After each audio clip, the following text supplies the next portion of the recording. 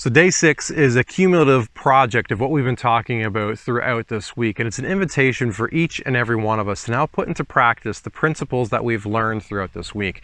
There's a wide variety of different topics that we could put before God, and in the notes below you'll see a list of different topics that you could bring before God in prayer. And so I just want to walk you through that right now. It's an opportunity for you to ask for God's direction or guidance in any one or maybe multiple of the following areas: your assurance of salvation, your walk with God, like your character, your holiness, your state of your relationship with Him. Maybe your kids' extracurricular activities involvement, the spiritual growth of your children, what to do with your time off, the way that you're spending your finances, the spiritual disciplines such as fasting or exercise, and inner healing, evangelism, devotional life, ministry calling and gift development, ministry involvement, marriage, other relationships such as your family, your work, your neighbors, scheduling, the amount that's being done, strategies for greater efficiencies and effectiveness, business, career, or work, or Bible questions, understanding.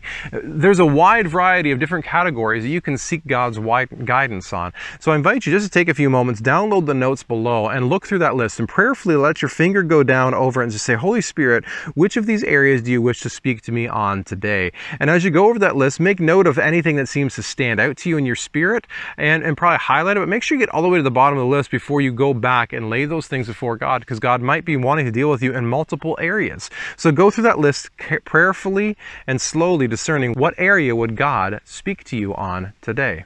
Step 2 is the orientation of your heart. Being really honest about that you want to be obedient to God. And so then say to God, I really want to follow you and be obedient to you in this. And actually mean it. Actually mean it. I know it's a difficult thing to say, but that's I think something we need to put before God, saying, help me to actually mean that I want to do these things, Lord. Third, write down the question that you may have for God. Write down the place where you're seeking His guidance and wait to receive a word from Him. So if a word, phrase, or sentence seems to stick out at you when you're reading through His Word, pay careful attention to that.